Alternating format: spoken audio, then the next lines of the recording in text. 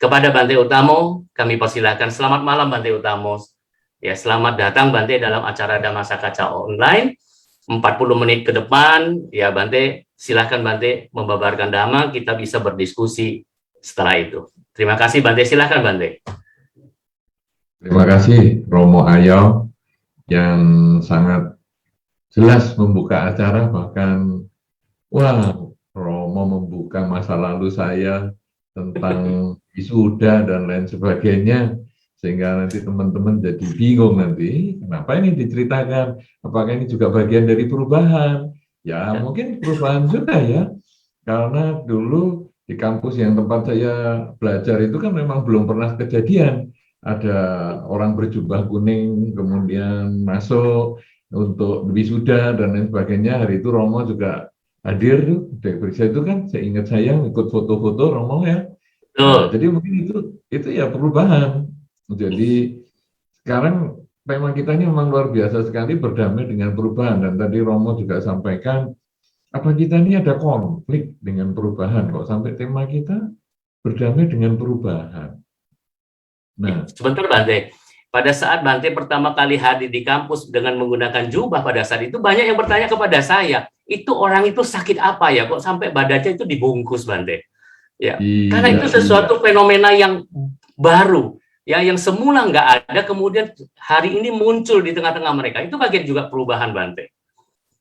Ya, dan juga memang hari itu biku ya belum banyak. Setahu saya mimbar agama Buddha ya cuman 1 atau 2 studio televisi, sehingga mungkin memang orang tidak begitu biasa melihat biku. Cuman ingat saya dulu juga saya ditemani Bante Panya itu, sehingga kita punya teman berjubah berdua ya di acara wisuda itu. Nah, memang ini satu perubahan.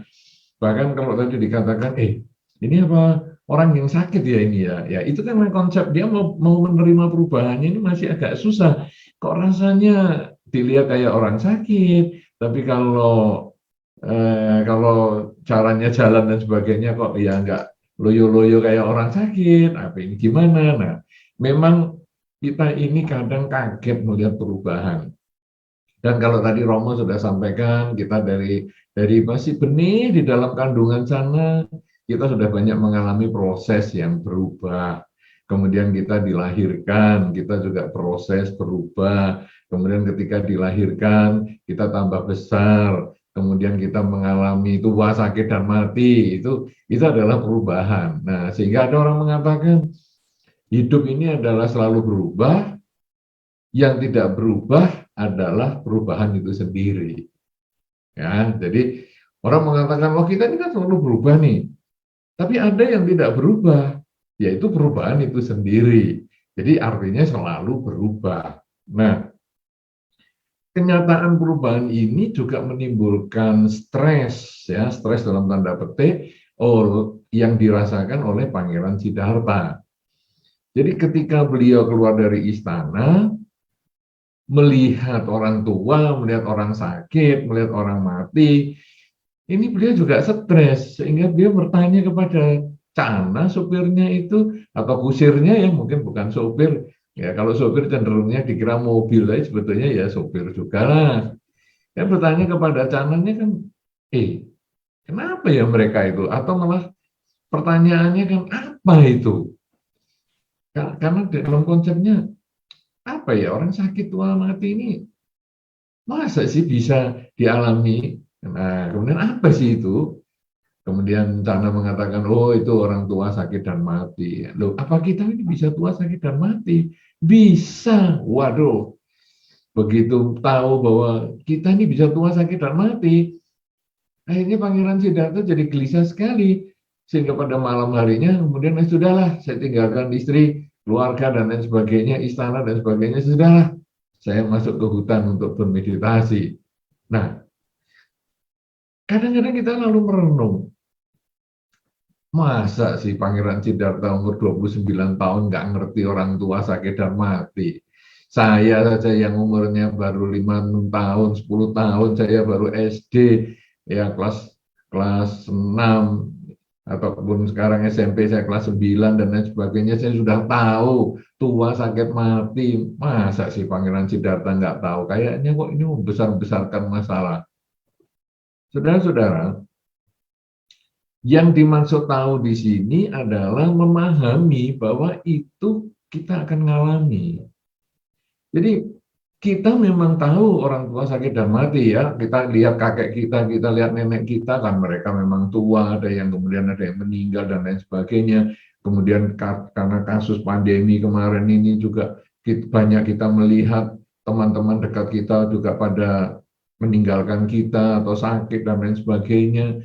Kita melihat itu semua. Tapi apakah kita menyadari, kita memahami, kita mengerti bahwa kita juga berpotensi mengalami tua, berpotensi mengalami sakit, berpotensi mengalami kematian. Kita kadang hanya melihat tua sakit mati itu untuk orang lain. Tapi kita tidak bisa menerima tua sakit dan mati itu untuk diri kita. Nah itu yang kemudian dikatakan Romo tadi menjadi konflik. Kalau kita tidak mau terima, kita menjadi konflik. Dan itu yang dialami Pangeran Siddhartha menjadi konflik. Waduh, tua sakit dan mati kok aku bisa ya? Aku padahal punya keluarga yang demikian baik, aku juga bisa tua sakit dan mati. Aku punya istana, berarti aku juga punya kekuasaan, bisa tua sakit dan mati. Aku kemudian juga punya uang yang banyak, karena istananya saja 3, ternyata bisa tua sakit dan mati. Wah ini sulit sekali. Ya, sulit sekali kalau bisa demikian. Kemudian orang kita lalu melihat Pangeran Siddhartha ini lalu meninggalkan kehidupan dunianya.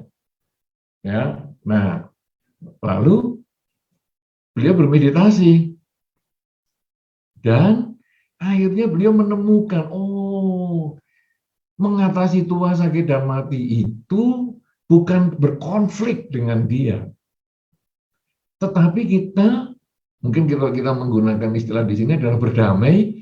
Berdamai itu berarti kita menerima tua sakit dan mati itu, nggak usah ditolak, karena ternyata kalau kita nggak mau terima itu, akibat kita ini suka membandingkan. Jadi, kita merasa, dulu saya muda, sekarang saya dewasa, nanti kalau saya tua, bagaimana? Jadi kita membandingkan masa lalu, masa sekarang, masa depan. Dulu saya sehat, sekarang saya masih sehat. Tapi nanti kalau sakit gimana ya? Nah, saya sekarang hidup, kemarin juga hidup. Nanti kalau satu ketika mati bagaimana ya? Nah, jadi kita lalu melihat bahwa kehidupan ini dibagi menjadi 3 dimensi waktu. Masa lalu, masa sekarang, dan masa depan. Masa lalu, katakanlah 1 menit yang lalu, atau 1 jam yang lalu, atau 10 jam yang lalu, atau setahun, atau 10 tahun yang lalu, atau tak terhingga yang lalu, itu adalah milik masa lalu. Itu hanya kenangan. Misalnya saja, kita hari ini bertemu. Beberapa menit yang lalu, Romo Ayo membuka acara. Nah, itu sudah milik masa lalu. Karena apa? Karena Romo Ayo sudah bagian dari masa lalu. Sehingga itu hanya menjadi kenangan. Kalau nanti ditonton, ya itu hanya menjadi dokumentasi saja. Kemudian yang terjadi adalah saat ini. Saat ini saya sedang berbicara. Sampai nanti waktunya yang diberikan selesai. Saya akan bicara terus. Kemudian yang akan datang, beberapa waktu kemudian setelah saya selesai bicara, Romo Ayo akan berbicara lagi. Tapi ini belum. Nah, jadi ini ada 3 perbandingan waktu ini. Dulu kita masih kecil, sekarang kita saat ini, nanti kalau kita tua bagaimana, dan ini terus kita bandingkan terus. Padahal masa lalu ini tinggal kenangan. Romo Ayo yang tadi ngomong, ini sudah tinggal dokumentasinya saja. Sudah tidak bisa diulang lagi. Kalau diulang, nanti jadinya habis saya ngomong nanti. Ini berarti yang akan datang. Kemudian, masa lalu ini bukan berarti tidak ada. Masa lalu ini ada, tapi bisa menjadi pelajaran. Ya, misalnya tadi Romo Ayo mungkin waktu ngomong mic-nya kurang keras misalnya. Nah, nanti akan diperbaiki pada saat yang berikutnya. Atau, mic-nya terlalu keras. Nah, mungkin nanti akan dikurangi lagi, diperbaiki pada saat waktu yang akan datang. Jadi, masa lalu itu bukan berarti kalau sudah lewat tidak ada artinya. Sudah lewat, tapi tetap menjadi pelajaran. Yang baik di masa lalu, kita tingkatkan di masa sekarang. Yang buruk di masa lalu, kita hindari atau kita perbaiki di masa sekarang. Tadi misalnya, saya ketemu si A misalnya, kemudian, aduh, saya tadi kok ngomong begitu ya sama si A. Oke, itu sudah lewat. Biarlah masa lalu sudah berlalu, cuma nanti kita jadikan pelajaran. Supaya kalau saat ini saya ketemu si A lagi, saya mengendalikan diri untuk tidak ngomong seperti itu. Atau kalau besok saya ketemu si A, saya juga berusaha tidak ngomong yang jelek itu. Sebaliknya saya ingat, tadi sebelum acara saya ketemu si B, dan saya bisa membuat dia bahagia. Nah, kalau begitu, kalau ketemu si B, saat ini saya masih bersama si B, maka saya akan terus untuk membahagiakan si B. Atau kalau besok saya ketemu si B, maka saya juga besok akan membahagiakan dia seperti tadi saya membahagiakan dia. Jadi, yang lalu biarlah berlalu. Tapi yang baik jadikan pelajaran untuk tingkatkan saat ini, yang buruk jadikan pelajaran untuk kita hindari saat ini juga. Nah, sekarang masa depan bagaimana? Masa depan itu mulai nanti sampai waktu tak terbatas. Bisa 1 menit yang akan datang, 1 jam yang akan datang, setahun, 10 tahun, seabad yang akan datang, dan seterusnya. Nah, ini belum datang. Karena yang akan datang itu adalah saat ini yang akan datang. Jadi misalnya 1 jam lagi gimana? 1 jam lagi ini masih di dalam khayalan, masih sebagai impian. Tetapi kalau kita jalani saat ini, sampai 1 jam kemudian, sampailah kita pada waktu yang kita tentukan tadi. Nah, jadi masa yang akan datang ini memang belum terjadi. Masih impian, masih harapan, masih khayalan. Tetapi bukan berarti tidak ada. Kita harus mempersiapkan saat ini. Jadi kalau masa yang akan datang itu sepertinya membahagiakan, misalnya, nanti saya punya kesempatan bertanya ini. Nah, ini sesuatu yang membahagiakan. Nah, kita siapkan saat ini. Saya akan perhatikan ceritanya dan lain sebagainya. Siapa tahu nanti saya bisa dari kisah-kisah yang disampaikan ini atau penjelasan awal ini, saya bisa menyusun pertanyaan yang bermanfaat untuk diri saya maupun teman-teman yang lain. Nah, itu kita mulai dengan saat ini. Atau bisa kejadian, nanti setelah ini saya akan bakal ketemu dengan si A yang, ini orang yang paling saya takuti ini. Nah, tetapi kita jangan hanya takut saja, kita mulai dengan saat ini mempersiapkan. Saya takut sama si A itu kenapa? Apakah saya berbuat salah? Kalau saya berbuat salah, ya saya mulai persiapkan perbaikan. Sehingga mulai saat ini saya memperbaiki, sehingga ketika ketemu si A, saya akan menyatakan memang saya tadi salah. Tetapi saya sudah berusaha memperbaiki. Kamu bisa melihat saya usahanya memperbaiki. Dan mungkin bukan hanya saat ini saya memperbaiki. Kamu bisa lihat nanti di masa-masa mendatang. Saya tidak membuat kesalahan yang sama. Nah, jadi kita melakukan persiapan untuk masa depan juga pada saat ini. Jadi sekarang kita memang punya 3 dimensi waktu. Masa lalu, masa sekarang, dan yang akan datang. Tetapi masa lalu hanyalah kenangan. Jadikanlah pelajaran untuk kita perbaiki di masa sekarang. Masa depan masih impian, khayalan. Tapi jadikanlah tujuan untuk kita mulai melakukan yang terbaik saat ini, agar dapat memperbaiki masa lalu dan membangun masa depan. Nah, ini sebetulnya yang membuat kita menjadi berdamai dengan perubahan. Karena perubahan itu hanya membandingkan 3 dimensi waktu ini. Kalau kita sudah punya sikap seperti ini, maka kita menjadi tidak takut menghadapi perubahan. Dan inilah yang kemudian ditemukan oleh Pangeran Siddhartha ketika beliau setelah bermeditasi dan lain sebagainya selama 6 tahun, wah kita ini harus berdamai dengan perubahan. Dan sekarang berdamainya bagaimana? Kita berdamainya itu selalu sadar hidup adalah saat ini. Ketika kita selalu sadar hidup adalah saat ini, batin menjadi tenang karena batin mengikuti perubahan. Bahkan ketika hidup pada saat ini kita bisa kuasai secara maksimal, maka pada saat hidup kita hidup berbahagia, sedangkan ketika kita meninggal nanti, kita pun bisa tidak terlahirkan kembali. Sehingga kalau tadi ada kata-kata bahwa hidup ini berisi perubahan, hanya perubahan itulah yang tidak berubah, maka ketika seseorang dapat fokus pada saat ini, selalu sadar pada saat ini, maka kelahiran yang sekarang ini menjadi kelahiran yang terakhir.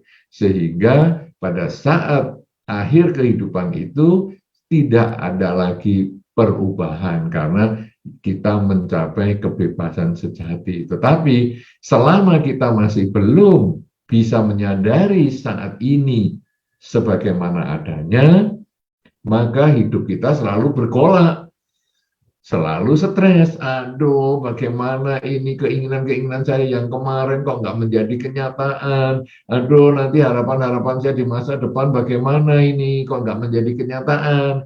Nah, selain kita dibekali Dharma dengan hidup pada saat ini, kita juga dilatih untuk mengembangkan kerelaan. Kerelaan ini sangat penting. Karena itu, dari sekolah minggu, kita sudah diajarkan kerelaan. Contohnya, hampir semua orang, hampir semua umat Buddha mengenal lagu Dana Paramita. Jadi, kalau sekarang ini kita perdengarkan lagu Dana Paramita, maka umat Buddha tentu akan mencari kemana nih ya, mau transfer rekeningnya kemana ya, kok nggak ada tulisannya ya, di layar kok nggak ada tulisannya dana kemana ya, atau kok nggak ada QR code-nya ya, karena lagu Dana Paramita itu sudah nancep di kepala kita, begitu lagu itu dibunyikan, tangan kita otomatis sudah megang, cari-cari apa ya, saya punya uang saku tadi berapa ya, ini sudah seperti itu karena sudah dimasukkan data sejak kita masih sekolah minggu. Kemudian walaupun kita sekolah minggu ataupun kita sudah remaja, kita dewasa, kita tua dan lain sebagainya, nanti ada masa-masa yang sebentar lagi kita akan jalani, ya 2-3 hari lagi yang para biku keluar puasa. Nah, itu ada yang namanya katina. Itu juga nanti umat sudah tahu semua. Wah, ini masa katina. Sekarang saatnya saya mulai membuka atau berbagi. Ya, sebagian milik saya untuk saya danakan kepada sangga. Nah, jadi dari sekolah minggu sampai dewasa, kita sudah selalu diajarkan berdana atau mengembangkan kerelaan. Kerelaan ini yang dilatih adalah kerelaan materi. Yaitu, kalau begitu lagu Dana Paramita dinyanyikan, kita kalau ada kebaktian offline atau kebaktian di wihara, kita sudah langsung pegang kantong, pegang dompet, buka dompet untuk masukkan kotak dana. Kalau ada kebaktian online seperti sekarang dalam jaringan, wah itu begitu lagu itu muncul, kita mencari QR code untuk transfer. Nah itu adalah materi. Dana katina juga materi, jubah, kemudian juga perlengkapan kehidupan sehari-hari seorang biku dan lain sebagainya, atau kadang tiap hari ada yang berdana makan dan sebagainya, itu adalah dana materi. Tetapi sebetulnya latihan dana materi ini mempunyai sisi lain, yaitu latihan pelepasan keakuan. Karena kalau kita renungkan, orang bekerja itu adalah mencari materi. Kadang-kadang kan waktu anak sekolah disuruh orang tuanya belajar. Nah, belajar nak. Kenapa? Supaya pinter. Oh. Loh, kenapa pinter? Supaya kamu nanti bisa mandiri. Loh, mandiri itu apa? Mandiri itu cari uang sendiri. Nah, jadi konsepnya sekarang adalah dari kecil pun kita sudah ditekankan cari uang, materi. Kemudian nanti kalau ada anak mau sekolah, mana uang sakunya? Uang lagi. Sehingga ada kata-kata uang tidak dibawa mati, tapi tidak punya uang, ya maunya mati juga daripada tidak punya uang sama sekali, kan hanya seperti itu. Artinya ini penting banget. Tetapi dari sekolah minggu ketika dia tidak punya uang, dia bagikan, dia berikan. Bahkan nanti anak ini ulang tahun misalnya, nak kamu besok ulang tahun ya nak, ayo kita pergi ke panti asuhan, kita pergi ke panti jompo, itu uang sakumu, kumpulkan, kamu belikan makanan kepada mereka di panti jompo dan lain sebagainya. Itu sebetulnya orang yang dulunya nyari, akhirnya dia melepas. Ini adalah latihan bawah sadar yang jauh lebih penting daripada fisik pelepasan tadi, daripada dana itu. Dana itu hanya materi saja, tetapi latihan mental, kemauan dan kemampuan melepas, ini yang penting sekali. Kemudian ketika mulai ada acara biku berwasa, kemudian selesai berwasa, kita dana katina. Dana katina ini relatif lebih besar daripada yang tadi dana mingguan kotak dana itu. Kita juga mau berbuat baik seperti itu. Berarti ini adalah latihan melepas. Kemudian kadang ada umat yang kepinginnya tiap hari tertentu berdana makan kepada para biku di wihara terdekat misalnya. Dana makan dia bisa masak sendiri mungkin, tapi dia juga bisa membeli dan lain sebagainya. Nah, kalau masak sendiri gimana? Dia rela pagi bangun, masak. Sampai pernah para biku itu ada yang mendapat keluhan dari suami-suami. Saya nggak tahu apakah suami-suami di sini pernah mengeluh dengan para biku. Suami ini bertemu dengan seorang biku dan kemudian mengatakan protesnya, Bante, saya ini sebetulnya agak iri. Kalau tidak bisa dibilang cemburu, sebetulnya saya itu iri, Bante. Loh, iri maksudnya kenapa ini? Istri saya itu, Bante, kalau Bante datang, jam 3 pagi sudah nyiapkan makan, masak. Sedangkan nanti sudah jam 3 masak, kemudian nanti jam 7, wah siap dibawa ke wihara. Itu istri saya selalu begitu, kalau Bante datang. Tapi kalau Bante tidak datang, saya mau makan jam 9 aja, nggak ketemu makanan. Jadi istri saya lebih memperhatikan Bante, saya ini nggak diperhatikan. Masa jam 9 saya mau makan dan saya tanya, mana masakannya? Itu ada telur asin yang kemarin. Loh, telur asin kemarin yang dikasihkan saya, Bante. Inilah yang saya mengatakan saya jadi iri atau kalau nggak mau ngomong cemburu ini, Bante. Loh, kok bisa seperti ini? Nah, sebetulnya saya melihat bukan dari sudut dia bangun paginya atau apa, tapi kerelaannya. Dan itu adalah latihan. Latihan merelakan sebagian waktu istirahatnya, merelakan tenaganya untuk mempersembahkan dana makan yang terbaik. Nah, itu sebetulnya adalah dananya kelihatannya dana materi. Atau ada yang pagi-pagi kemudian pergi ke pasar, ya sudah rapi, kemudian pergi ke pasar, kemudian beli nasi bungkus, kemudian bawa ke wihara, dipersembahkan. Itu semua adalah bagian dari kerelaan yang lebih dalam daripada hanya kerelaan sekedar materi. Kemudian nanti dana katina juga sama. Dia merelakan lebih besar lagi untuk dipersembahkan kepada para biku. Atau nanti ada yang ulang tahun, ayo kita belikan mungkin makanan untuk 50 penghuni panti asuhan misalnya dan lain sebagainya. Ini tentu membutuhkan biaya. Tetapi kita rela melakukan karena kita dilatih dari sekolah minggu merelakan. Ini adalah latihan mental, saudara. Sehingga satu ketika kalau kita mulai dengan kehilangan sepatu, karena di wihara kadang-kadang kita pakai sepatu atau pakai sandal yang bagus, datang pakai sandal yang bagus, pulang diganti sandal jepit yang sudah buluan. Nah, kita kemudian bagaimana ini melihat ini? Latihan kita berdana dari sekolah minggu sampai dewasa itu nanti yang muncul nggak di dalam pikiran kita? Misalnya kemudian kita mengatakan, sepatunya hilang nih, kok diganti sandal? Ah ya, sudahlah, sepatu saya itu nilainya X rupiah. Saya setiap seminggu sekali saya berdana, saya masukkan kotak dana sekian.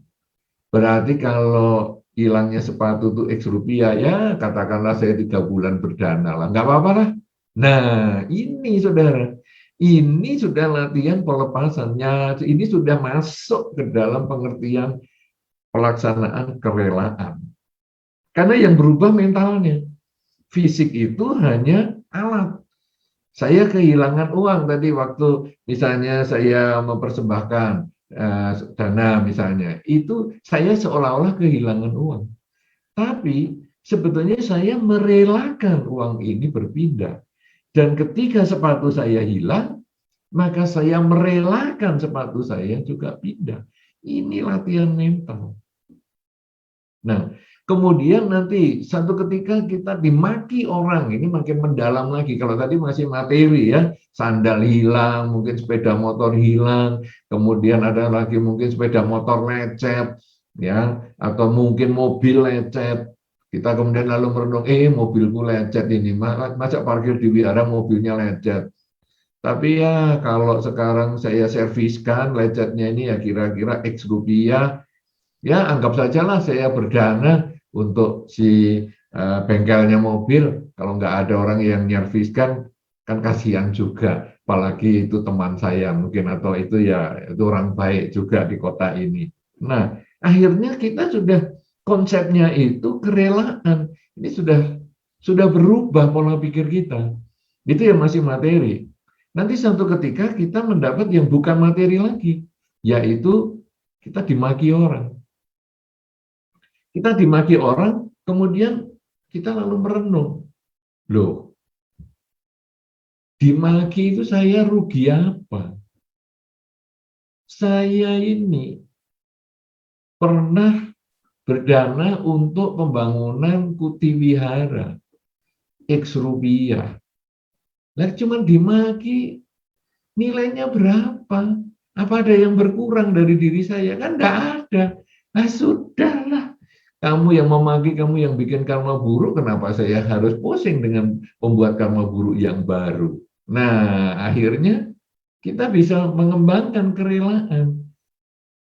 Nah, saudara-saudara, akhirnya sekarang makin tinggi latihan kita dengan kerelaan itu, kita nanti mengalami tua, sakit, dan mati yang tadi menjadi objek pertama yang dingerikan atau yang Pangeran Siddhartha merasa ngeri tadi. Bahwa ketika saya mengalami tua, lemah, terjadi kekurangan di dalam indria saya dan lain sebagainya, maka kemudian saya bisa mengatakan, ya sudahlah, hidup ini kan gantian. setiap orang ada masanya. Setiap masa ada orangnya. Saya adalah di masa yang dulu ketika wihara sedang dibangun, ketika masih ada kesulitan ini, kesulitan itu. Saya adalah orang di masa itu. Tapi ini generasi muda kita, ini adalah orang-orang di masa sekarang. Sehingga ada tiap orang punya masanya, tiap orang ada masanya, tiap masa ada orangnya. Jadi ya sudahlah mereka biar menggantikan. Akhirnya kita rela karena kita menyadari ketuaan kita. Kemudian kita rela ketika mata menjadi kurang jelas penglihatannya. Kita menjadi rela ketika pendengaran menjadi berkurang. Kita menjadi rela ketika pikiran kita juga menjadi semakin lemah. Kita juga rela tenaga kita makin lemah dan lain sebagainya. Dan akhirnya kita bisa menerima kenyataan bahwa hidup ini berubah. Kita bisa berdamai dengan kenyataan, yaitu perubahan.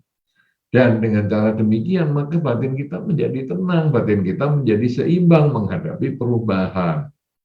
Oleh karena itu, sebetulnya konsep berdamai dengan perubahan ini, latihannya sudah kita lakukan sejak kita sekolah minggu.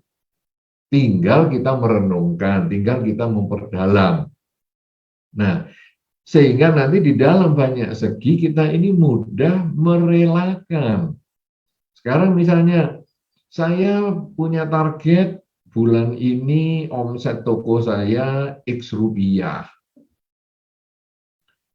Kemudian saya coba bekerja semaksimal mungkin, berusaha semaksimal mungkin. Tapi karena ada pandemi, ada ini, itu, halangan ini, itu, maka toko saya hasilnya tidak X rupiah.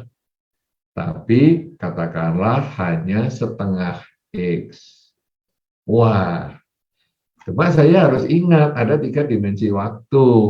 Masa lalu, masa sekarang, dan masa depan. Bahwa masa lalu saya berusaha untuk mendapatkan X rupiah pada akhir bulan ini. Tetapi saat ini kenyataannya saya hanya dapat setengah X. Bagaimana sekarang? Lalu saya mencoba, masa lalu bukan hanya lewat begitu saja, tapi masa lalu adalah pelajaran. Saya coba, kenapa ya saya kok dapat setengah X? Oh, karena banyak hal yang banyak sakit dan lain sebagainya kemarin, karena ada pandemi dan sebagainya. Oke, berarti masalahnya bukan di perjuangan saya, tapi kalau begitu saya hanya bisa menerima ini sebagai kenyataan, karena kenyataan itu adalah pada saat ini. Tetapi saya akan memperbaiki di masa lalu itu dengan saya mengerjakan yang lebih baik di masa sekarang. Kalau dulu karena pandemi banyak yang sakit, maka omset saya menurun. Tapi sekarang yang sakit sudah mulai menurun, sehingga saya bisa lebih aktif lagi bekerja untuk masa depan saya bisa melengkapi sampai dengan X rupiah. Lalu gimana ini? Wah, 1 bulan saya nggak mencapai. Oke, saya tambah coba 2 minggu. Nah, saya mulai berdamai dengan perubahan. Saya nggak ngotot, harus 1 bulan ini saya selesaikan. Tidak. X rupiah ini ternyata karena berbagai hal saya terima dulu, hanya setengah X, saya terima itu sebagai kenyataan. Karena saya sudah biasa mengembangkan kerelaan, sehingga saya lebih mudah menerima kehilangan, tidak tercapai harapan. Kemudian saya berusaha untuk memperbaiki di masa depan. Sehingga yang tadinya setengah X, saya tambah 2 minggu untuk mencapai X. Oh, kalau belum bisa mencapai, saya tambah seminggu lagi. Sehingga ternyata di masa pandemi, pencapaian omset X ini, X rupiah ini tidak bisa 1 bulan, tapi perlu 7 minggu misalnya. Dan kita lalu itu menjadi pelajaran. Wah, kali ini 7 minggu, mudah-mudahan nanti saya akan usaha supaya di masa depan saya bisa memperbaiki agar menjadi 5 minggu atau 4 minggu untuk mencapai omset X rupiah tersebut. Nah, jadi kita bisa menggunakan pengertian masa lalu, masa sekarang, dan masa depan ini untuk menyelesaikan berbagai hal.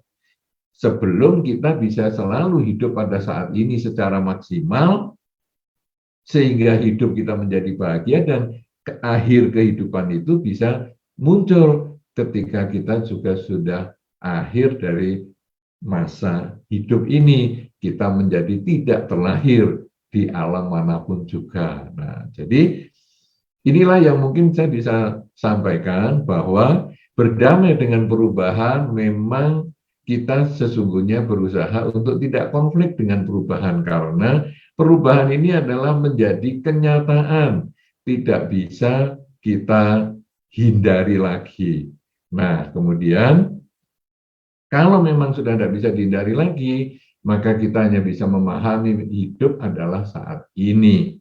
Kemudian selain kita hidup saat ini, menjadikan masa lalu sebagai pelajaran untuk diperbaiki saat ini, masa depan sebagai tujuan yang kita juga mulai capai pada saat ini. Kalau kita masih belum mampu, maka kita mengingat latihan kerelaan yang kita sudah latih sejak dari sekolah minggu, kemudian kita kadang ulang tahun baksos, kadang kita juga ada dana katina dan sebagainya, yang artinya kita belajar melepas.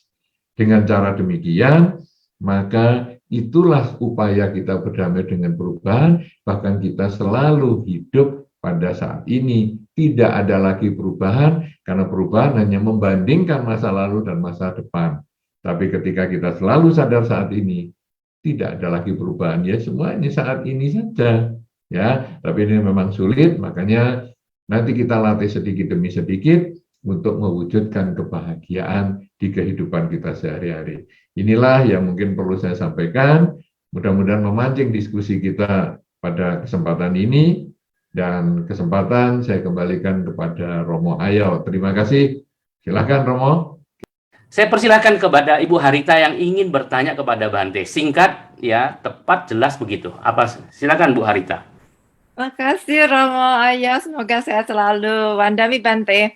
Bante, kalau orang sudah manula misalnya, ya kayak saya manula, tapi tidak berhenti, tetap aja mau mencapai sesuatu, apakah itu termasuk tanha?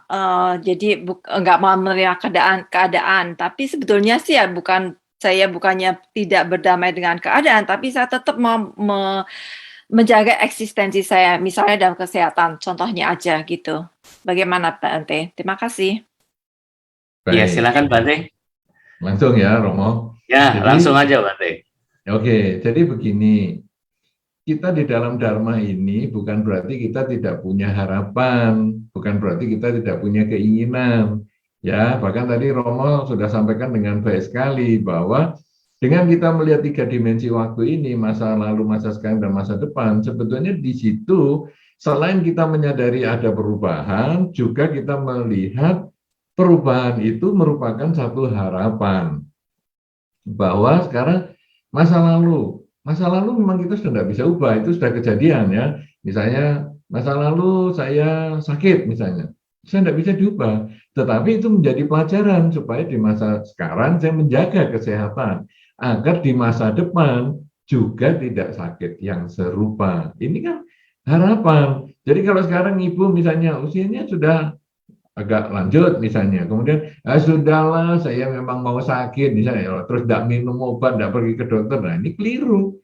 Justru sekarang, saya usianya sudah lanjut nih, tapi saya kepengen punya aktivitas lebih banyak, atau tetap banyak, walaupun saya usianya sudah lanjut, saya masih pengen beraktivitas yang banyak, karena beraktivitas yang banyak, tentu saya juga membutuhkan kesehatan. Karena saya membutuhkan kesehatan, maka saya juga perlu makan vitamin atau minum vitamin, olahraga, dan sebagainya. Jadi itu boleh. Nah, sekarang bagaimana membedakannya dengan tanha tadi, atau dengan ketamaannya tadi misalnya.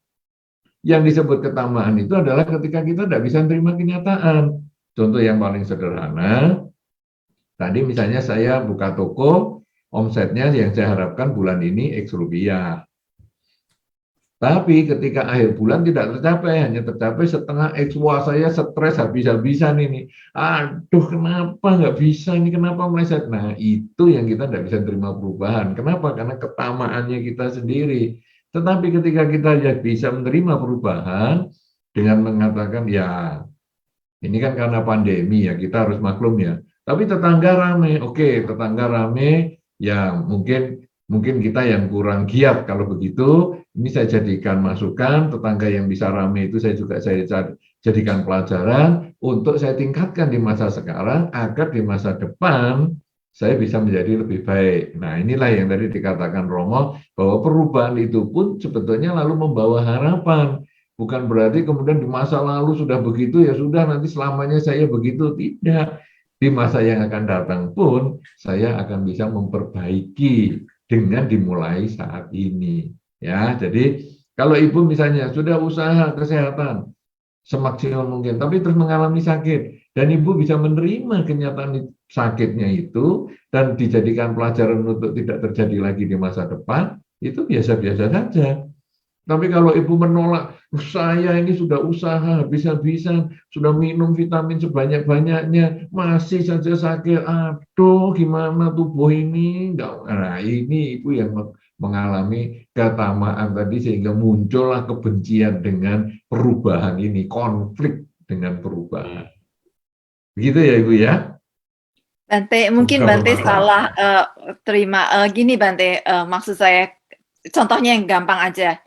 Saya itu kan hobi lari, jadi saya tuh sampai saat ini tuh nggak mau turunin porsinya lari gitu. Jadi dokter bilang, udah itu kebanyakan. Bayangin umur 62 lari masih at least 10 km, itu at least di pagi hari. Jadi apakah itu ya, yang itu yang saya maksud, apakah itu kayak tanha di situ. Jadi nggak mau bukannya saya nggak mau menerima keadaan saya, karena itu saya suka gitu loh. Jadi semua dokter turunin, nggak bisa lagi sampai segitu, turunin. Saya bilang nggak bisa, saya coba turunin berapa hari aja, udah gitu lari kemarin sampai 13 km. Jadi ya itu yang kadang-kadang saya pikir, di mana nih, apakah benar tanha atau bukan itu Bante? Makasih. Ya, ini kan berbicara tentang daya tahan. Daya tahan tiap orang kan beda-beda. Dokter mengatakan pada umumnya, tetapi kan tidak selalu kita seperti itu juga. Nah, kalau dalam kasus lari ini sama, ini hanya contohnya saja, mungkin ibu yang tidak memahami yang saya jelaskan. Jadi misalnya kalau tadi saya omsetnya X rupiah, itu omset nilai materi. Sekarang omset ibu adalah 10 kilo sehari. Nah, kalau ibu ini ada satu ketika mengalami tidak nyaman sehingga hanya bisa 7 kilo, itu tidak masalah selama ibu kemudian ya sudah, ini memang hanya bisa 7 kilo hari ini. Tapi kalau ngotot, walaupun saya merangkak pun saya harus sampai 10 kilo, itulah tanha. Nah sekarang ibu meningkatkan menjadi 13 kilo, ya silahkan, kalau itu memang kemampuan fisik kan tidak sama setiap orang. Tetapi ketika sudah lemah, kemudian maksa 13 kilo, nah itu yang menjadi tanha. Jadi setiap orang sama, ini hanya contohnya saja. Tadi saya contoh materi itu gampang dihitung soalnya. Nah ini ada berbicara tentang kilometer ya, itu juga gampang sekali. Sama aja, tinggal dipindah contohnya. Begitu jelas Ibu? Terima kasih. Semoga sehat Bante. Terima kasih. Semoga Ibu juga sehat dengan 15 kilo tiap hari. Ya. Baik, terima kasih Bu Harita. Dan kebetulan saya juga suka lari Bante. Tapi saya nggak maksa kok Bante. Ya, saya dari tadi mendengar Bante sudah katakan usia tua. Rasa-rasanya saya juga harus introspeksi Bante. Kita ini udah menuju ke sana Bante. Nah, mungkin ada yang bertanya lagi. Ya, silakan raise hand. Saya akan memberikan kesempatan untuk bertanya. Ada kesempatan yang sangat baik saat malam hari ini.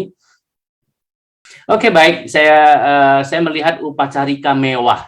Waduh, namanya keren banget. Silakan ingin bertanya kepada Bante. Ini Tangerang nih, iya. Selalu bermewah-mewah nih. ini kita sudah pernah ketemu saya ya. Iya Bante, di Damaratana Bante. Enggak, kita waktu online kan juga ketemu. Saya yang mengatakan di seluruh dunia kita ini umat Buddha dilarang hidup bermewah-mewah kecuali Anda. Sampai namanya saja mewah sekali. Iya. Kebetulan saya juga pernah bertemu dengan Bante di Wihara Damaratma Bante di daerah Deta sana. Oke, silakan. Ini pertanyaan saya gini Bante. Saya juga seorang pelari Bante. Saya dari kecil waktu SD diajarkannya berlari. Itu guru kan saya bilang gitu. Kamu harus punya ilmu berlari. Akhirnya saya renungkan, oh iya juga ya. Ternyata ilmu berlari itu sangat penting. Jadi bagaimana berlari menghadapi musuh, kita mencari obat bagaimana cara mengatasi musuh tadi sehingga kita bisa berteman dengan baik gitu. Begitu juga pada saat menderita, saya berlari mengejar cara bagaimana untuk mencapai kebahagiaan. Dan pada relasi yang ada ini Bante, ya saya juga sempat dikatakan yang seperti di kebun binatang gitu ya. Tapi ada kala juga orang menyapa saya dengan kata-kata yang begitu tersanjung gitu. Tapi saya mengoreksi sendiri faktor-faktor seperti tadi gitu. Misalnya kita seperti saya misalnya disebut arhan, ya tentunya kita harus tahu siapa itu arhan, memiliki tewija atau tidak gitu kan Bante ya. Itu saja. Yang ingin ditanyakan apa ya?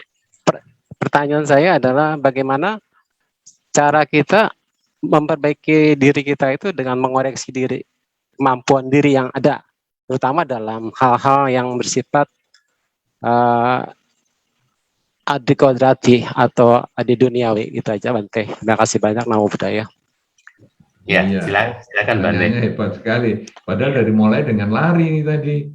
Sampai saya pikir apa saja dilarikan ini nanti masa sepeda motor tetangga juga dilarikan. Ada saja ini Pak Mewah ini. Ya, baik. Jadi sekarang kita kadang tadi sudah mendapat pujian, ya dikatakan, arahan, talah segala macam. Ya itu urusan orang lain seperti itu. Tapi Anda mengamati batin Anda sendiri bahwa apakah saya layak mendapat itu?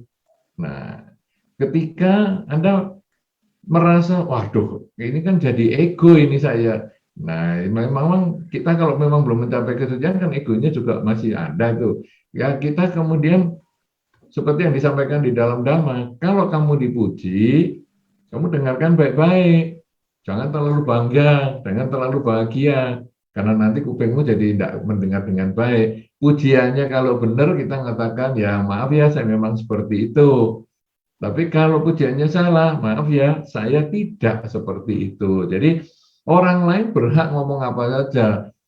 Kadang-kadang orang meninggikan Anda, mungkin dia menghargai Anda, tetapi bisa juga meninggikan Anda itu karena membuli Anda, ini juga bisa. Nah, kita dengerin saja, kemudian kalau tidak tepat ya kita katakan maaf ya, saya tidak sebaik yang kamu sampaikan. Hanya seperti itu saja, dan kita mengecek diri kita sendiri bahwa ya saya harus tetap berlatih. Anggaplah harapan orang itu sebagai doa, supaya saya selalu semangat untuk melatih diri agar mencapai kebebasan yang terakhir. Bagaimana sekarang kalau yang kita sampaikan pada malam hari ini, selalu berusaha menyadari saat ini sedang apa. Kalau kita selalu sadar saat ini, kemudian menjadikan masa lalu sebagai pelajaran saja, masa depan sebagai tujuan, tapi kita mulai dengan saat ini yang terbaik, maka ada kemungkinan di kehidupan ini kita juga bisa mencapai kebebasan terakhir. Bisa saja, karena kebebasan terakhir itu adalah milik orang yang melaksanakan jalan mulia berunsur 8. Bukan berarti tidak mungkin. Semua orang yang melaksanakan jalan mulia berunsur 8 punya potensi untuk mencapai kebebasan akhir. Begitu, Romo Mewah. Terima kasih, Bante. Sadu, sadu, sadu. Terima kasih, Romo. Ya, baik. Semoga jawaban dari Bante itu memberikan pengetahuan ya yang bermanfaat untuk kita. Saya akan memberi kesempatan lagi kepada Ibu Herina Tantika. Ibu Herina, kami persilakan kalau ingin bertanya kepada Bante. Namo Buddhaya, Bante. Ya, Namo Buddhaya. Saya Dari mana ya? Dari Medan. Oh. Saya berkeluarga, mempunyai 2 orang anak. Saya menikah sudah 18 tahun.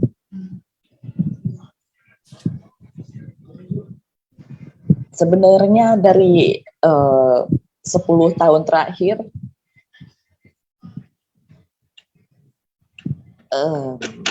sudah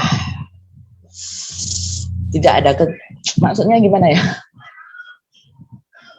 Feelingnya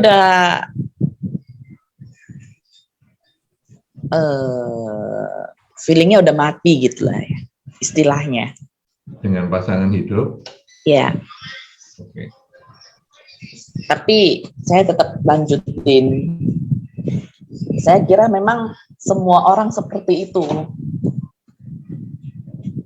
Sampai yang lebih detail untuk berhubungan suami istri juga udah enggak. Sampai udah berpuluh-puluh tahun. Saya ingin pisah. Sedangkan suami saya enggak. Katanya saya hanya emosi sesaat. Sebenarnya perasaan ini saya udah ngerasainnya udah lama banget. Cuman memang saya baru keluarinnya sekarang. Yang ingin ditanyakan apa, Ibu? Jika saya cerai, pisah,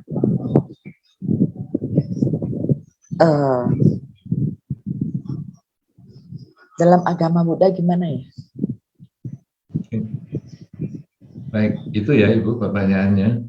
Iya. Apakah perpisahan yang dalam agama Buddha ya? Bagaimana tentang perpisahan dalam agama Buddha?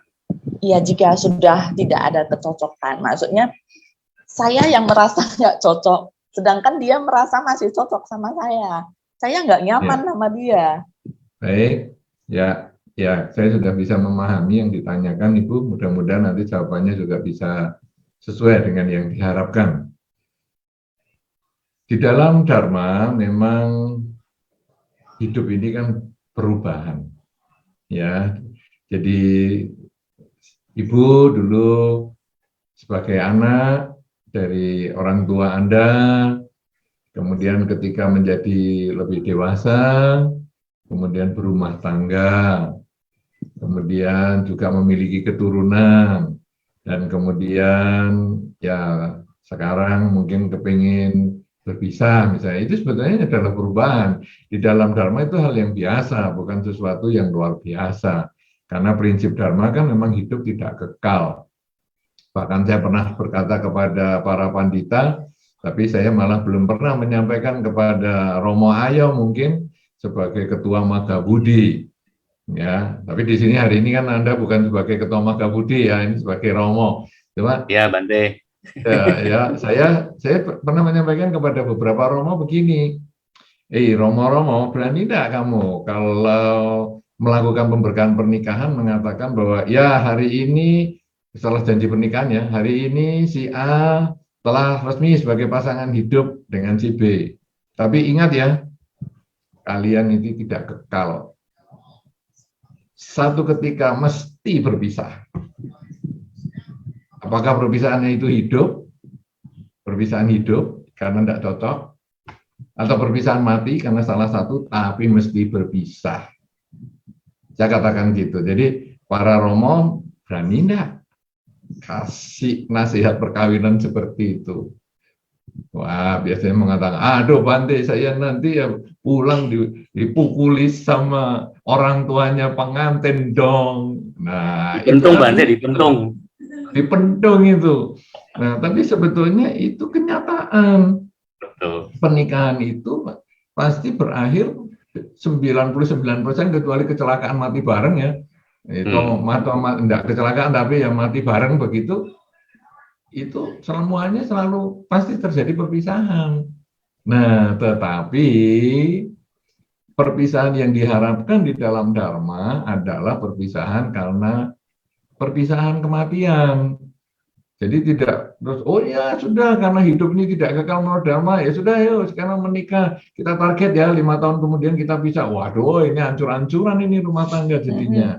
Ya enggak bisa seperti itu. Tapi sekarang perpisahan yang utama adalah karena kematian. Dalam rumah tangga memang ada timbul dan tenggelam, naik dan turun ya. Tapi nanti mungkin saya ini hanya pengamat ya. Nah, kalau mungkin nanti Romo Ayo yang menyampaikan mungkin akan lebih tepat ini karena beliau memang yang jalani kehidupan rumah tangga. Sehingga nanti apa yang tadi Ibu katakan misalnya, ini kan semua rumah tangga ngalami toh. Nah, nanti Romo Ayo yang mungkin akan menjawab, kalau saya tidak berumah tangga, bagaimana saya tahu pengalaman itu ya. Nah, tapi sekarang dalam rumah tangga memang akan ada pengalaman yang suka duka itu pasti ada. Nah, kehidupan suami istri itu memang tidak harus selalu sama karena sikap suami dan istri itu tidak sama. Sering dicontohkan adalah seperti sendok dan garpu. Jadi sendok dan garpu itu kan bentuknya tidak sama. Sendok yang satu bentuknya seperti itu, garpu bentuknya seperti itu. Kemudian digunakan, ini semua keduanya adalah alat makan, digunakan untuk makan. Kalau Anda makannya berkuah, pakailah sendok. Kalau Anda makan mie, ya boleh pakai garpu, dan seterusnya. Pada saat untuk makan, sendok dan garpu ini saling beradu, saling berbunyi, tetapi mereka hajar terus untuk masukkan makanan ke dalam mulut. Nah, suami istri juga seperti itu. Dia seperti sendok dan garpu, dia tidak bisa sama persis. Kemudian, dia sering beradu argumentasi dan lain sebagainya, tapi tujuannya apa? Untuk kebahagiaan keluarga itu sendiri. Nah, sekarang Anda tidak cocok, tapi suami masih cocok. Berarti kan sebetulnya ini baru salah satu pihak, karena waktu pernikahan itu kan harus dua belah pihak. Itu kalau ada pernikahan hari ini, Romo Ayo dan para pandita yang lain biasanya mengikat tangannya mempelai itu, karena harus kedua-duanya terikat, harus ada kesepakatan bersama, tidak bisa sendirian. Nah, ketika mau berpisah pun juga harus ada kesepakatan bersama, tidak bisa sendirian. Sekarang suami istri kalau mau berpisah, seolah-olah dia menyelesaikan masalah. Yang tadi beban-beban itu seolah-olah akan selesai. Tetapi sebetulnya akan menjadi masalah baru untuk anak-anak.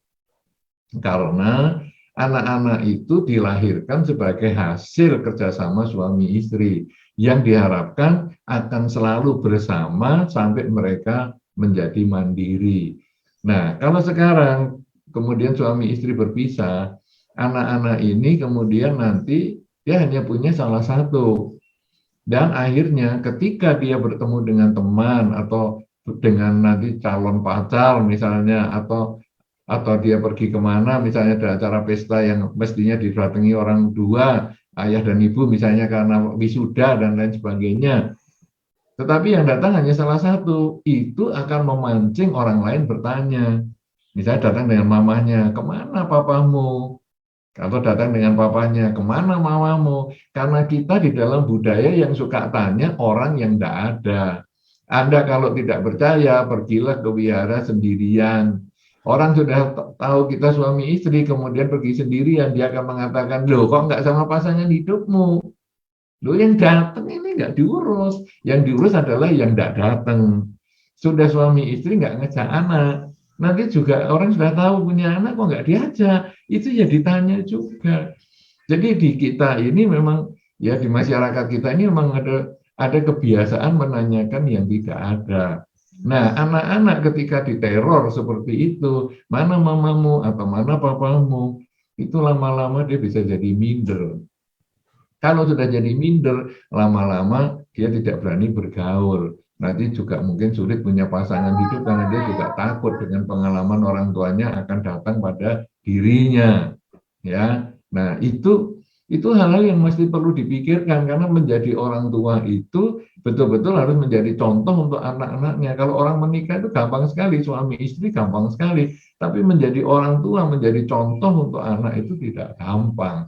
Melahirkan anak juga gampang, tapi mendidik anak tidak gampang karena mendidik anak itu juga orang tua harus berlaku yang layak untuk menjadi contoh anak-anak. Karena itu perpisahan itu bukan penyelesaian, tapi malah justru menambah masalah untuk keluarga. Nah, biasanya supaya tidak timbul masalah, kadang-kadang suami istri dalam satu rumah, tapi punya tempat yang berbeda, itu akan lebih nyaman, sehingga nanti orang-orang akan lihat ya teman-teman anak itu akan lihat bahwa dia pulang ke rumah ayah dan ibunya.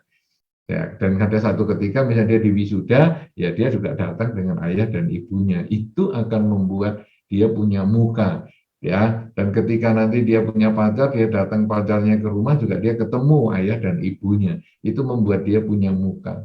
Karena kita tentu tidak ingin mempermalukan anaknya sendiri. Kita justru ingin membahagiakan anaknya. Melahirkan gampang, tapi membuat mereka bahagia, membuat mereka mandiri, itu yang kadang butuh pengorbanan. Jadi pada dasarnya, nomor satu, perpisahan adalah hal yang wajar, tapi itu perpisahan secara kematian. Sedangkan kalau perpisahan hidup, sebetulnya sebaiknya dipikirkan baik-baik, karena hanya menyelesaikan masalah orang tua, tapi tidak menyelesaikan masalah anak, justru menambah masalah anak. Mulai saat perpisahan terjadi sampai akhir kehidupan mereka karena menimbulkan trauma yang cukup dalam. Mudah-mudahan ini bisa menjadi bahan pertimbangan, tapi mungkin lebih jelas lagi, mungkin Romo Ayo yang akan sharing.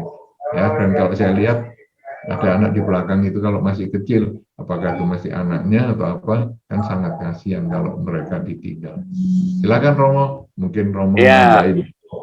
Ya, demikian ya Ibu Herina apa yang disampaikan oleh Bante. Kalau nantinya seandainya Ibu Herina ingin bertanya-tanya lagi, mungkin ada sesi ya para kami bisa akan membantu. Jangan sungkan untuk bertanya. Baik, supaya kita lanjut, fokusnya adalah berdamai dengan perubahan. Ini ada penanya yang berikutnya, yaitu Saudari Wahyuni Lestari. Silakan di on cam ya Bu Wahyuni. Mohon kameranya dibuka. Selamat malam Romo.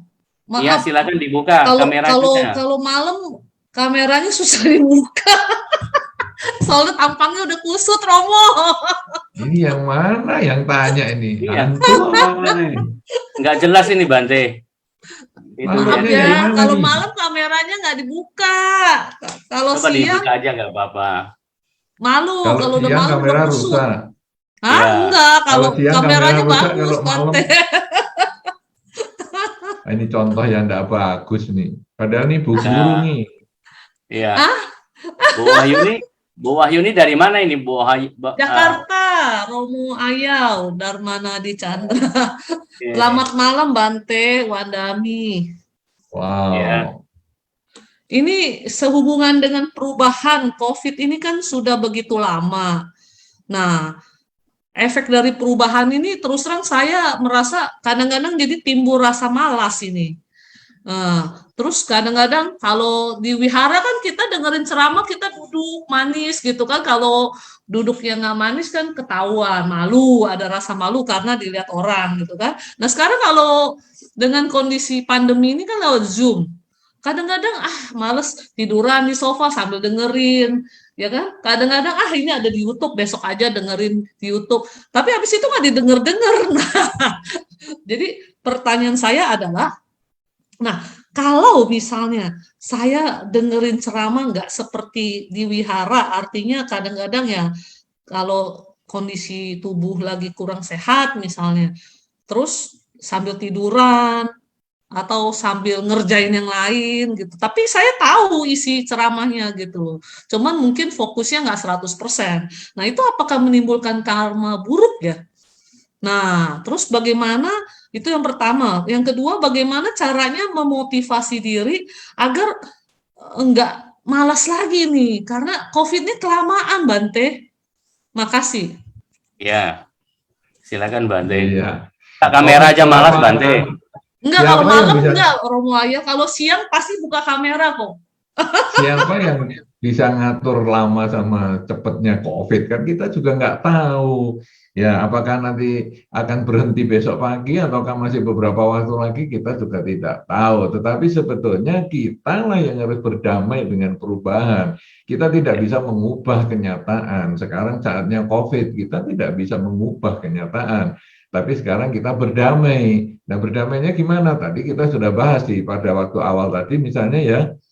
Dengan kita berdamai dengan COVID ini, kita bisa melakukan kegiatan online. Ya, dan ini saya merasakan ini sangat-sangat bermanfaat banget. karena saya sebagai pembicara, mungkin ini Romo Ayo juga tahu nih, sebagai pembicara, kita bisa berbicara satu hari untuk 3 atau 4 tempat sekaligus. Ya, dulu kalau kita sebelum ada acara online begini, kita harus pergi ke tempat A, dan nanti sudah tidak bisa ke tempat yang lain lagi, hari itu sudah habis. Ya, kalau dulu Romo Ayo ini kan orang yang kerja ya, orang profesional. Jadi beliau hanya bisa hari liburnya saja, misalnya katakanlah Minggu, dan akhirnya, waduh, satu hari Minggu itu ditinggal keluarganya sehabis-habisan sampai malam dan lain sebagainya. Saya dulu pernah diskusi ini sama Romo Ayo tentang hal ini kan. Jadi kasihan keluarga yang di rumah. Nah, tetapi apalagi kalau dulu Romo misalnya, wah sampai ke kota-kota lain, pulau-pulau lain, aduh, itu jelas malah menghabiskan waktu lagi untuk keluarga. Ya, jadi keluarga itu kebagian yang mana? Kebagian capeknya, pulang tolong pijitin dong, ambil tidur. Nanti habis itu besoknya sudah kerja lagi. Jadi menjadi tidak nyaman. Tapi dengan adanya perubahan ini ketika pandemi, kita ini jadi lebih mudah. Kalau misalnya Romo, mungkin dia masih bisa ngurus keluarganya dan lain-lain, tinggal nanti mau acara, ya sudah keluarganya, nah, diam dulu ya, ini kita mau acara, 2 jam, 3 jam, 4 jam, silahkan. Selesai itu masih belum capek, bisa untuk keluarga dan lain-lain, terus tadi bisa lari-lari dan sebagainya. Kalau dulu mungkin mengajar atau mengisi di tempat lain secara offline, malah Romo Ayo tidak bisa lari-lari 10 kilo sehari. Tapi ini masih bisa lari, ya toh, pulang nanti bisa ngisi dan lain sebagainya, dan macam-macam lah, manfaatnya banyak. Nah, artinya apa? Ketika kita mau berdamai dengan perubahan, hidup ini menjadi nyaman. Mau dia lebih lama atau tidak, kita sudah pusing karena kita sudah fleksibel. Ya, maka kita di dalam pembahasan ini tadi misalnya, kita sudah tidak tanya lagi kapan pandemi selesai, kita jalani aja sudah. Apa yang diprogramkan pemerintah untuk vaksin dan sebagainya, kita jalani saja. Sudah selesai. Nah, tapi ketika Anda mengatakan kapan ini berhentinya, berarti Anda ini masih konflik dengan perubahan. Kenapa? Karena Anda belum bisa menerima ini sebagai kenyataan bahwa aku ini sekarang sudah terbatas dengan pandemi ini. Dan kalau dulu saya ke wihara bisa duduk manis, itu saya harus ke wihara, saya harus berangkat, saya membuang waktu, membuang tenaga, membuang biaya kalau saya naik kendaraan dan lain sebagainya. Sekarang saya di rumah, saya kan tidak ada biaya, saya tidak buang waktu, saya tidak buang tenaga. Kalau cuma duduk manis saja, kenapa saya repot? Kenapa? Karena ini kan sekarang wihara datang ke rumah saya. Dulu beberapa orang mengatakan, waduh kalau ngundang biku itu susah. Sekarang ini biku ini datang ke rumah Anda, datang di kasur Anda. Sangat mudah. Hanya membuka HP saja sudah bikunya datang ke kasur Anda. Tapi kalau di kasur Anda, ya tidak usah buka kamera lah. Ya, karena nanti dianggap ya tidak pantas itu. Tapi oke. Nah, jadi sebetulnya ketika Anda di rumah, Anda pun perlu bersikap yang baik. Ini karena ini adalah Anda mendengarkan dhamma. Ketika Anda mendengarkan dhamma, tentu Anda perlu menghormati apa yang Anda dengarkan itu sendiri. Karena ini adalah merupakan keyakinan Anda juga. Dan ini ketika Anda berbuat baik, itu tidak perlu dilihat orang. Nah, kadang-kadang kita kok berbuat baik dilihat orang. Berarti kalau Anda namaskara juga harus toleh kanan, toleh kiri dulu. Ada orang nggak ada orang nggak usah namaskara lah. Toh apa? Oh, nggak ada yang lihat juga. Nah, itu kan yang rugi kan Anda sendiri. Anda sebetulnya waktu namaskara itu punya kesempatan berbuat baik untuk diri Anda sendiri karena Anda merendahkan diri Anda, kepala Anda letakkan di lantai. Yang berkurang keakuannya Anda. Ada orang, tidak ada orang, itu ya Anda yang berkurang keakuannya. Tapi ketika tidak ada orang, tidak usah. Anda yang keakuannya yang bertambah. Tapi tidak ada orang, tidak apa-apa, pokoknya saya mau namaskara. Nah, Anda keakuannya sudah berkurang. Ini hanya untuk mengukur diri Anda saja. Jadi, ketika Anda bisa duduk dengan baik, kemudian menghormati dharma, walaupun di rumah sendiri, walaupun di kasur misalnya, karena kebetulan kita sakit, ada yang stroke dan sebagainya, tapi memang stroke nggak bisa duduk, tapi sekarang ya kita menghormat Dharma dengan tenang dan lain sebagainya, nggak ngobrol, nggak main WA-an dan sebagainya, itu Anda sudah melakukan kebajikan. Ya, jadi makanya tadi pada waktu acara mau dibuka, kan Romo sudah bacakan itu peraturan tadi ya, itu supaya kita terlatih untuk berbuat baik. Loh, sekarang apa? Saya enggak boleh sambil tiduran. Nah, mendengar dhamma, selama Anda enggak buka kamera, mau tiduran ya boleh saja. Cuman berarti Anda itu sendiri yang rugi. Hilang kesempatan Anda mengendalikan diri Anda. Ya, ketika kita ini di dalam dharma, kita ini sebetulnya dilatih menjadi orang yang bertanggung jawab. Mulai dengan mengembangkan kerelaan.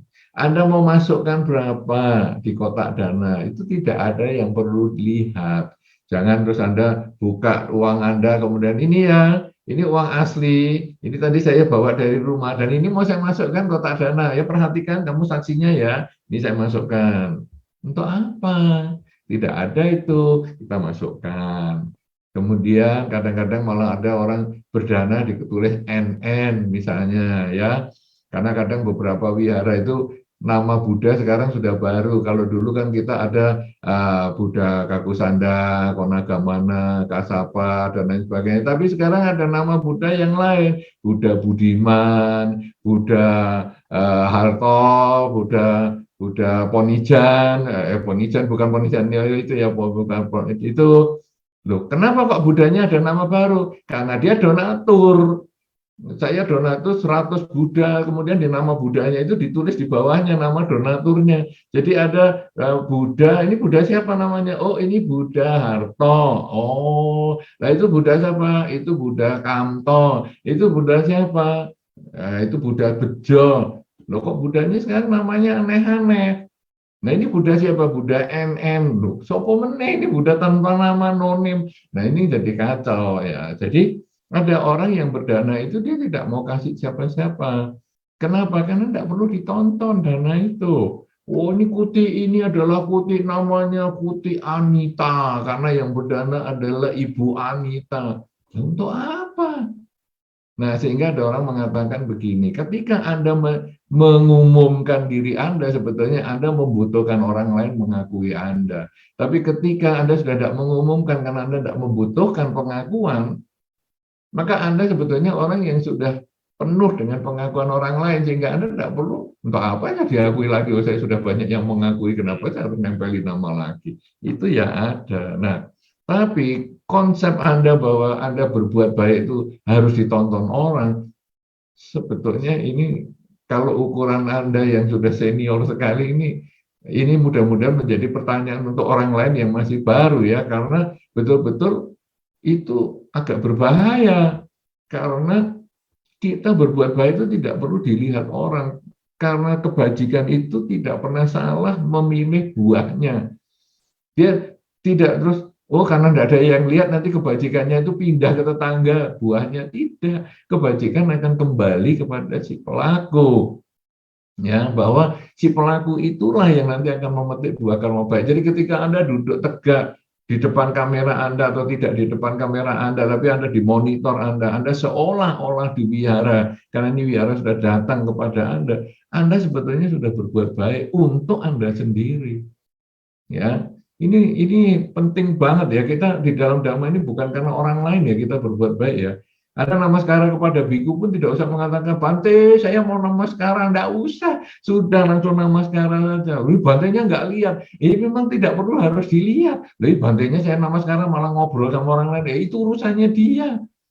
Ya, tapi ketika Anda namaskara, Anda memetik atau Anda menanam buah kebajikan sendiri, pikiran positif, ucapan positif, dan perilaku yang positif. Ini kita harus perlu memahami dulu, supaya nanti di rumah pun ketika kita kebaktian online, kita pun kelakuannya juga bagus. Ya mungkin kita kaosnya, ya kaos kita mungkin kaos biasa, mungkin kalau kadang-kadang ada yang pakai pakaian ya tidur, tapi yang bersih ya, yang rapi gitu ya, kita duduk diam, kita Karena kalau kita duduknya dengan tegak dan diam begini, kita lebih jelas memahami. Tapi kalau kita sambil berbaring, sambil mengerjakan sesuatu, saya kira ya banyak manfaat damai yang akan terlepas. Nah kemudian, tapi kan besok bisa nonton di YouTube. Iya betul. Tapi endingnya tidak nonton, ya salahnya sendiri toh. Karena sekarang begitu kita membuka kebaktian online, aduh banyak sekali para biku A, B, C, di mana saja ini sudah membuat kebaktian online dan semua ada dokumentasinya.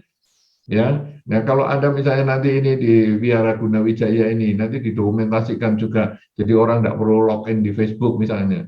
Ini juga akan di-search orang mudah sekali, dan ini akan membedakan siapa yang mau belajar dan siapa yang tidak mau belajar.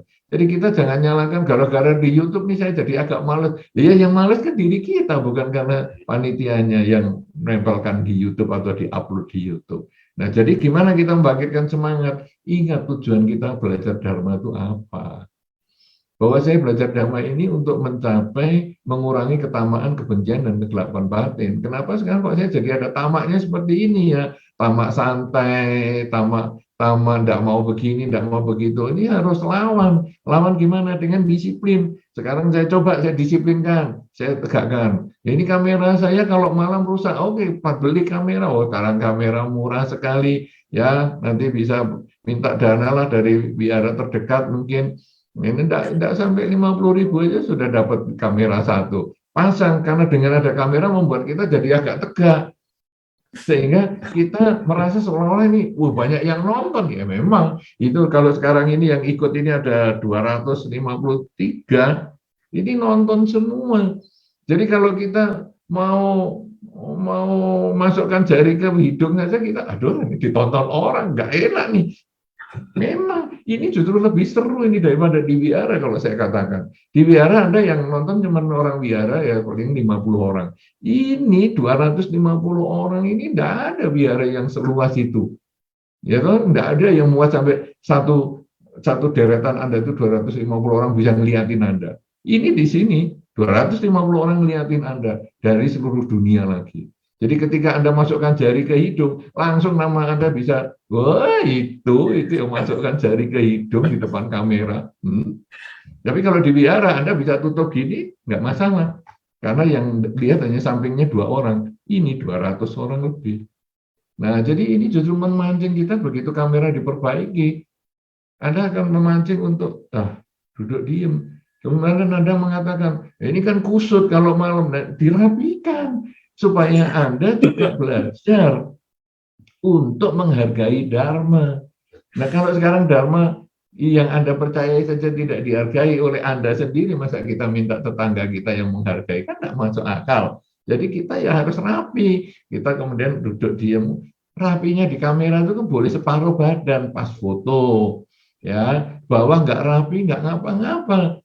Beberapa orang mengatakan, ini kelihatannya atasnya saja. Nah kalau biku sih enggak ya, biku kan memang pakaiannya cuma gini. Tapi beberapa yang pakai baju misalnya, ini bajunya rapi nih, ini celana pendekan apa enggak ya? Nah kan enggak tahu, karena kan hanya pas foto. Ya sudah, Anda rapikan itu. Tapi ketika Anda mau rapi semua, yang dapat karma baik siapa? Anda sendiri, bukan orang lain. Ya, nah jadi mudah-mudahan ini bisa memberikan manfaat. Jadi pandemi mau pendek atau panjang kita nggak usah pusing. Yang penting gunakan setiap saat untuk melakukan kebajikan termasuk melalui online begini. Dan kebajikan itu akan kembali pada kita karena inilah salah satu tanda berdamai dengan perubahan. Silakan Romo, lanjutkan Romo. Ya baik Bante. Terima kasih Bante udah memberikan edukasi yang luar biasa.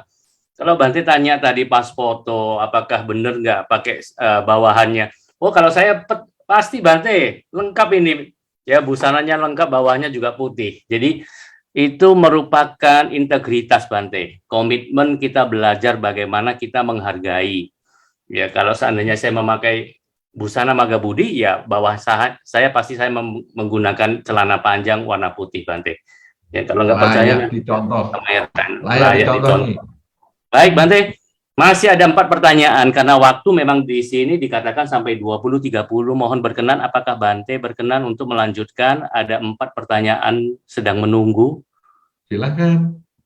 Oke, baik Bante, saya akan memberi kesempatan kepada Wen Arya Loka Kundur.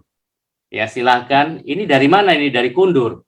Namo Buddhaya Bante, Namo Buddhaya Romo Chandra. Ya, mari. Saya dari Kundur, jauh sekali. Di mana itu Kundur? Kabupaten Karimun, Oh, Kepri. Karimun, Kepri Bante. Nah, saya berharap juga nanti udah COVID mereda, Bante Utomo bisa berkunjung ke Kepulauan Riau. Oh, harus. ini yang barusan kita bahas dari tadi awal. Justru sekarang ini perlu online. Sehingga dengan online ini saya bisa ke Kundur. Dan kalau Kundur ini satu ketika ngadakan online, saya bisa sekaligus membina yang lain-lain. Ini malah balik ke zaman lama lagi. Tapi Aduh, ini rasanya beda Bante. belum berdamai dengan perubahan. Kalau Oke, silakan. bertemu langsung tuh lebih hot gitu Bante. Oh, ternyata yang suka-suka hot. Ayo silakan bertanya. Nanti tambah hot nanti. Saya kebetulan pengurus muda-mudi wihara saya. Tadi ngomongin masalah perubahan. Gimana? Kadang-kadang kita tuh menghadapi dengan orang-orang yang konflik terhadap perubahan lebih baik gitu. Jadi kita nih harus menyikapinya seperti apa Bante gitu. Karena kadang-kadang kita pengurus wihara nih maunya yang ya dulu mungkin tidak ada Zoom, sekarang ada Zoom, tetapi orang-orang yang tua kolot ini tidak bisa menerima perubahan gitu. Apapun yang kita lakukan di mata pengurus-pengurus yang lama itu tetap salah gitu Bante. Jadi kalau kitanya cuek ya kalau saya pikir sih tidak akan maju gitu kan. Tetapi gimana kita menyikapinya gitu Bante untuk dari segi hal sosial gitu. Baik. Terima kasih Saudara Wen. Nah, udah ya Bante.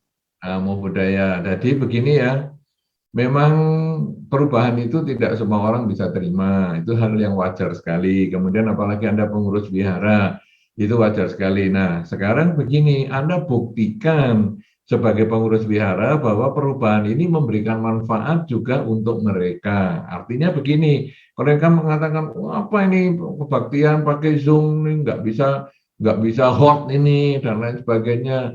Padahal sebetulnya kan kita juga ketemu, cuman kalau ketemu langsung itu 3 dimensi, ya kalau ini 2 dimensi. Tapi sebetulnya jauh lebih menghemat tenaga dan waktu itu kalau kita hanya ketemu secara online. Karena kalau ketemu langsung, misalnya Anda harus menjemput dan lain sebagainya, ngurusnya itu menjadi ribet banget. Dan biayanya juga kan dengan pesawat dan lain sebagainya. Tapi dengan ketemu online ini, Anda tidak perlu jemput, Anda tidak perlu dana makan, Anda tidak perlu ngapa-ngapa, dan Anda bisa langsung mendengarkan dhamma. Nah, orang-orang yang tidak setuju itu, Anda tunjukkan, coba ya kita gunakan cara ini 3 bulan atau selama sampai akhir tahun ini. Nanti kamu akan merasakan manfaatnya. Coba kamu hadir ke wihara. Nah, kadang orang tanya, kalau sekarang setelah pandemi pun Bante kemudian hanya mengadakan online, wihara nasibnya gimana? Nah, itu juga ada yang mengatakan gitu. Wihara silakan tetap dibangun, wihara tetap silakan dibuka setelah pandemi. Kemudian Anda datang semua di situ. Kalau ada biku yang lokal yang tinggal di situ silahkan memberikan ceramah secara langsung. Tetapi kalau tidak, Anda bisa mengundang biku dengan Zoom dan lain sebagainya. Di situ tiap lantai misalnya ada 3 lantai, kasih layar dan di proyektor sehingga nanti di 3 lantai itu umatnya tetap berdatang penuh, kemudian ada layarnya. Itu nanti Anda buktikan kepada orang-orang di sekitar Anda bahwa inilah kemajuan. Karena bagaimanapun juga kalau sekarang kita tidak mengikuti kemajuan, kita akan digilas oleh kemajuan itu. Bahkan kita bisa mengatakan dengan cara kebaktian online ini, Anda bisa mengikuti di rumah. Di rumah nanti kebetulan ada saudara yang stroke dan lain sebagainya, disetelkan. Kan karena lewat YouTube ya, misalnya ini manfaatnya YouTube ini besar sekali. Saya juga harus jelaskan kepada panitia supaya bisa memahami ini dari Biara Gunawijaya, bahwa YouTube ini sekarang TV kan sudah smart TV itu. Karena smart TV maka dia bisa langsung akses YouTube. Nah, karena dia bisa akses YouTube kemudian diumumkan ini channelnya apa ya, YouTube channelnya. langsung bisa dibuka di televisi, dan itu gambarnya kan bisa besar. Di rumah misalnya televisinya mau yang 34 inch, sampai 50 inch, sampai yang 60 sekian inch, Anda bisa buka, dan itu kalau kebetulan ada keluarga Anda yang sakit dan lain sebagainya, dia di tempat tidurnya dapat langsung melihat Dharma secara live. Ataupun kalau tidak ya yang sudah dokumentasi, yang rekaman-rekaman, itu sangat luar biasa dan bermanfaat. Dan itu kalau keluar tadi yang dikatakan pengurus Anda itu masih belum, tidak apa-apa, butuh waktu ya. Karena kita kan barusan tadi juga dengar nih, orang yang masih nanya, aduh gimana ya pandemi kok nggak selesai-selesai. Karena ini kita kadang belum bisa menyesuaikan, itu juga normal. Nah, cuman ini butuh waktu untuk setiap orang bisa menyesuaikan. Ya, kita pun kadang butuh waktu untuk bisa terima makin tua, itu butuh waktu. Kadang kita juga, aduh kenapa ya sekarang saya kalau naik tangga segini saja kok sudah ngos-ngosan ya. Padahal dulu kalau saya naik tangga, wuss, cepat sekali. Ya itu juga butuh waktu untuk menerima kenyataan. Tapi bagaimanapun kenyataan tidak bisa ditolak. Perubahan tidak bisa ditolak. Kita hanya bisa berdamai dengan perubahan. Ya, mudah-mudahan Anda bisa memahami dan jangan kembali ke zaman dulu lagi ya, karena saya nanti kalau akan hadir ke Kundur seperti hari ini, saya akan juga dengan online juga. Karena umur saya yang makin tua. Terima kasih Bante, dengan perubahan saya bagus sekali. Tapi mau ngundang Bante Utomo nih susah kali Bante ya. Bisa nggak kali-kali dari Kundur ngundang langsung Bante? Oh kalau ngundang langsung minta Ya, maaf ya. Tapi kalau Zoom dengan gitu, online saya bisa penuhi. Via Zoom. Kalau dengan online akan saya pikirkan, tapi kalau undang langsung saya perlu berpikir lebih banyak lagi. Ya, via Zoom gitu Bante. Ya kalau via Zoom silahkan hubungi admin Budi Giri. Oke Bante, terima kasih Romo semuanya. Atau silahkan melalui email ya, kalau mau. Oke. Ya baik, terima kasih Wan. Ya, menghadapi orang-orang tua juga coba tanya nanti usianya mereka rata-rata berapa ya. Cobalah bertahan sebentar, sabar dikit. Ya toh nanti juga ada terjadi perubahan-perubahan yang harus kita hadapi. Baik Bante, ya itu loh kenyataannya Bante. Penanya berikutnya. Berapa hari lagi itu yang parah tuh. Tinggal tunggu berapa lama lagi itu parah tuh. Doanya tuh, aduh. Enggak, maksudnya mungkin ada perubahan cara berpikirnya Bante supaya teknologi itu bisa diterima gitu loh Bante. Oke. Baik Bante, ini ada pertanyaan berikutnya dari Tintin Indasiri. Wah ini Ibu Ketua Yayasan sekaligus Ketua Pengurus Daerah Magabudi. Silakan Ramani Tintin. Terima kasih Moderator. Selamat malam Bante. Selamat malam. Lama sekali kita nggak ketemu langsung ya. Saya hanya berapa kali dulu. Tahun terakhir di Tanjung Pinang sudah lama sekali. Kita ketemu di tempat Bante terakhir Bante. Ya, oke. Silakan Ibu. Bante, saya ingin bertanya. Kita kan sering ketemu banyak teman-teman kita yang kayaknya ketamakannya itu berlebihan ya Bante, nggak pernah ada kata cukupnya. Jadi ada sahabat saya yang pernah bertanya, karena suaminya ini rajin untuk bekerja Bante. Jadi hampir setiap saat itu dia hanya memikirkan kerja. Jadi awalnya dia kasih tahu istrinya, nanti setelah saya mengumpulkan 1 M, saya akan stop. Saya tidak akan mengumpulkan. Tapi setelah itu dia kasih tahu istrinya lagi, setelah itu saya akan mengumpulkan 1 T, saya akan stop. Tapi akhirnya nggak stop Bante. Jadi istri ini khawatir dengan kesehatan suaminya, karena suaminya ini sangat rajin Bante. Beliau ini termasuk orang yang gigih, yang rajin untuk bekerja, dan dia ini orang pinter Bante. Jadi setiap apa saja usaha yang dia handle itu pasti sukses. Dan setelah sukses, dia kasihkan ke stafnya, dan dia usaha baru lagi Bante. Jadi carinya itu tantangan terus Bante. Jadi yang saya tanya ini, kita kan nggak bisa mengubah seseorang Bante, tapi gimana cara kita untuk memberi nasihat supaya beliau ini bisa mengondisikan, menjaga keluarga ataupun menjaga kesehatannya sendiri, dan juga jangan kayak over kerja sehingga tidak bisa berdamai dengan perubahan dirinya sendiri Bante. Itu aja Bante. Baik, terima kasih Silakan. Ibu. Wah, ini ya saya juga heran juga, ini ada orang rajin malah dikeluhkan. Biasanya yang mengeluh itu kalau males pasangan hidupnya. Ini pasangannya kok males sekali ya. Nah, semua teman-temannya sudah sukses, dia ini aduh ketinggalan, itu biasanya yang dikeluhkan. Ini malah kebalikan, mengeluhkan karena terlalu rajin. Ya ini ya luar biasa lah. Memang pertanyaan hari ini unik-unik ya. Pertanyaan yang kadang tak terpikirkan bisa muncul semua hari ini. Baik, nah sekarang begini. Sebetulnya kalau kita tadi temanya perubahan, Bapak ini yang rajin bekerja ini sebetulnya dia memahami perubahan. Saya melihatnya, saya memandang dari sudut itu. Karena begini, dia kerja sampai sukses kemudian dikasihkan orang. Kalau dia tidak memahami perubahan, dia kerja sampai sukses itu dipegang terus, itu jadi kemelekatan. Tapi ini kasihkan lagi pegawainya, dia kerja lagi. Artinya dia justru senang dengan perubahan. Bahwa ini ada perusahaan baru lagi. Saya coba, ini perusahaan dulu kecil, saya bisa nggak besarkan? Bisa, kasihkan orang lain. Ini justru dia senang dengan perubahan. Dia sebetulnya malah berdamai dengan perubahan. Nah, cuman mungkin keluarganya merasa tidak begitu diperhatikan, mungkin karena waktunya habis untuk itu, atau mungkin takut nanti sakit karena umurnya sudah lebih tua daripada waktu dulu misalnya dan sebagainya. Nah, caranya kalau begitu adalah menasehati. Nasihat itu biasanya pertama diberikan oleh orang yang dekat. Mungkin pasangan hidup, mungkin anak atau siapa saja, atau orang tua dan sebagainya. Tetapi yang kedua adalah kalau orang terdekat ini tidak bisa, kita memanfaatkan atau kita meminta bantuan orang yang dia percayai, orang yang dia segani. Nah, itu biasanya ketika ada orang yang disegani itu ngomong, dia itu akan mendengarkan dengan lebih baik dan mau menurut. Tetapi kalau kadang orang itu yang ngomong di lingkungan dia yang udah tiap hari ngomongnya itu aja, biasanya sudahlah, kamu ngomong begitu sudah 15 tahun yang lalu kok kamu ulang, terus itu jadi bosan.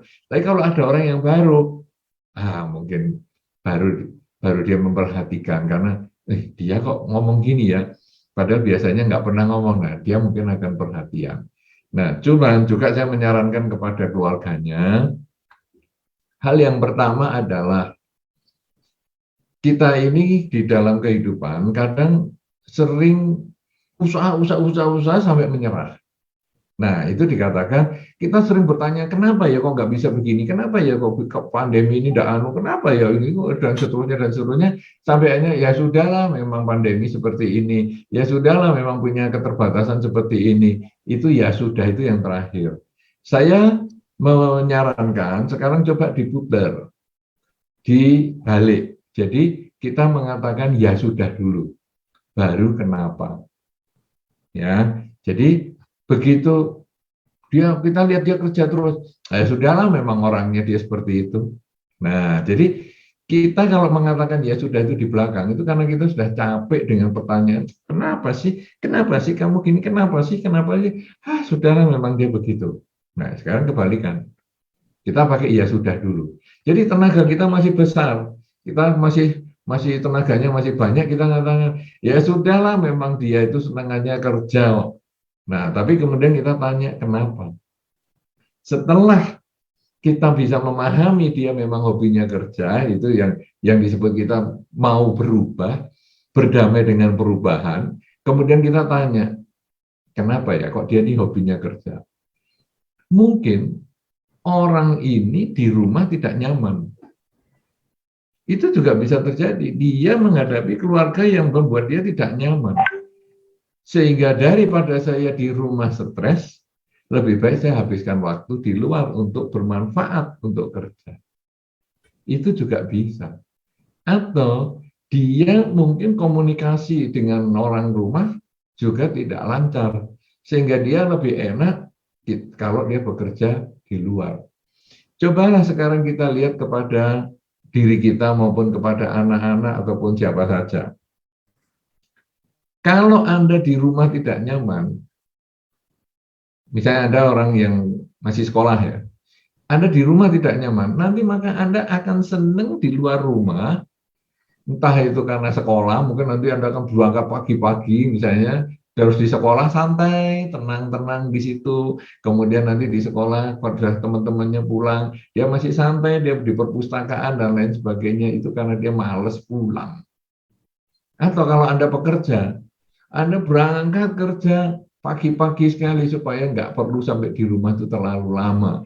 Kemudian nanti sudah gitu Anda mau overtime, mau lembur dan lain sebagainya supaya nanti kalau sampai rumah sudah ngantuk, sudah capek, sudahlah langsung tidur. Itu ya bisa. Nah, tapi kalau Anda di rumah nyaman, maka berangkat ke sekolahnya pun kalau bisa pres-presan lah. Karena saya masih senang nih kumpul di rumah.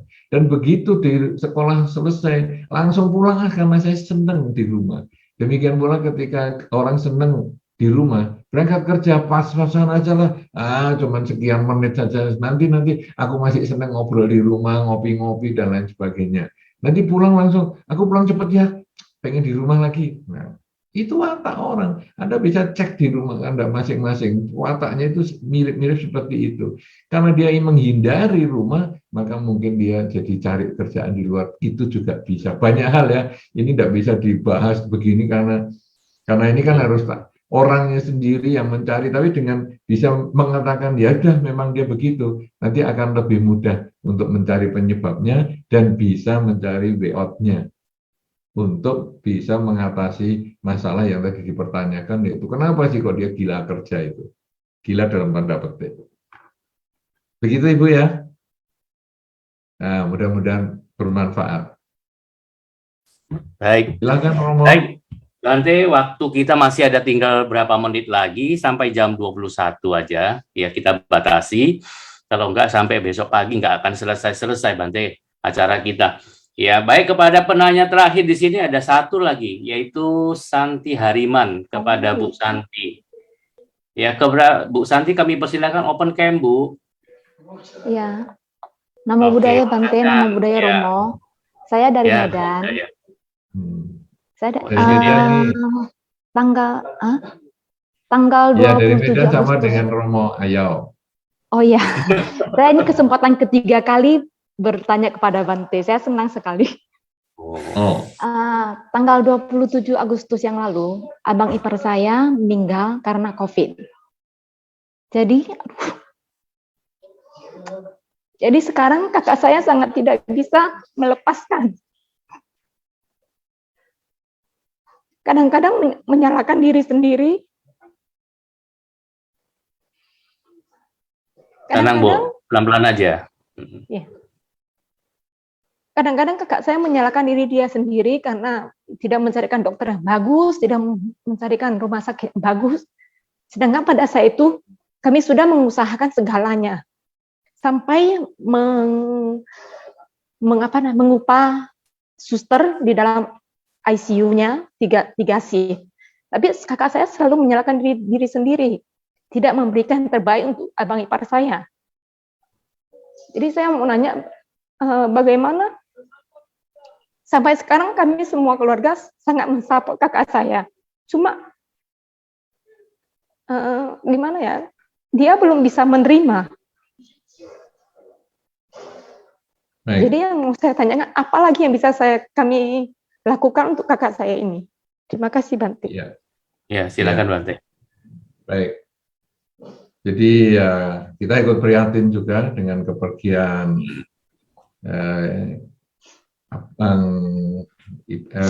suami dari kakak ya, yang karena COVID kemarin telah meninggalkan keluarga. Yang mudah-mudahan dengan kebajikan yang dilakukan oleh mendiang semasa hidupnya, beliau bisa terlahir di alam bahagia. Nah, pasangan hidup merasa sedih, keluarga juga merasa sedih. Hal ini tentu adalah hal yang wajar, karena memang COVID kemarin ini benar-benar membuat kita banyak kehilangan. Kalau di awal-awal tahun yang sebelumnya, tahun lalu misalnya, yang meninggal adalah orang-orang yang kadang kita nggak kenal. Tetapi semakin mendekati ini justru semakin banyak yang kita kenal, bahkan istilahnya ada di ring satu kita, yang orang-orang terdekat dengan kita. Nah, meninggalnya itu biasanya kalau COVID kan karena prosesnya yang cepat sekali, dan juga akhirnya kita juga tidak bisa upacara duka dengan baik sekali, karena hari ini meninggal besok langsung dimakamkan, kadang malah tidak bisa orang keluarganya melihat dan lain sebagainya untuk yang terakhir kali, dan banyak hal yang membuat kita semakin kehilangan. Nah, kemudian kalau tadi saya mendengar kisahnya itu sudah ada usaha yang cukup kuat untuk mengobati abang iparnya, sehingga dengan cara ada suster dan lain sebagainya dimasukkan ke dalam kamar dan sebagainya untuk merawat dan sebagainya. Ini sebetulnya ada upaya yang sangat luar biasa. Nah, cuman dari kakaknya masih belum bisa terima. Kita seharusnya juga bisa memahami bahwa kehilangan orang yang dicintai itu adalah hancurnya perasaan yang butuh waktu untuk penyembuhan. Karena itu di dalam tradisi kita mengenal adanya masa-masa berkabung. Ada masa berkabung 3 hari, masa berkabung 7 hari, kemudian bisa 49 hari, bisa 1 tahun, bisa 24 sampai 25 bulan yang kita anggap 3 tahun dan sebagainya. Itu sebetulnya kalau kita melihat itu adalah proses penerimaan kenyataan. Ya, jadi 3 hari, 7 hari dan seterusnya itu kan masih waktu yang sangat dekat sekali. Itu memang masa-masa yang sangat sedih, sehingga kita perlu ada upacara supaya teman-teman atau keluarga bisa datang, bisa menghibur dan lain sebagainya, menemani dan lain sebagainya. Kemudian nanti kalau sudah setahun sudah agak berkurang, kemudian nanti 25 bulan kalau habis itu kemudian hanya peringatan-peringatan kematian, itu sudah ya menjadi hal yang biasa. Tadi yang saya sampaikan bahwa perasaan kita itu ketika hancur itu membutuhkan waktu untuk menyembuhkan. Sama dengan kita jatuh, kemudian siku kita luka, kita juga butuh waktu untuk menyembuhkan. Tiap orang tidak sama. Ketika sikunya luka, ada orang yang 2-3 hari sudah kering, ya. Tapi untuk sembuh, kemudian mungkin butuh waktu 1 minggu sampai 2 minggu. Tapi ada orang yang lama sekali di siku yang sama, luka, tapi butuh waktu sebulan misalnya untuk sembuh. Tiap orang tidak sama. Demikian pula ketika kehilangan orang yang dicintai.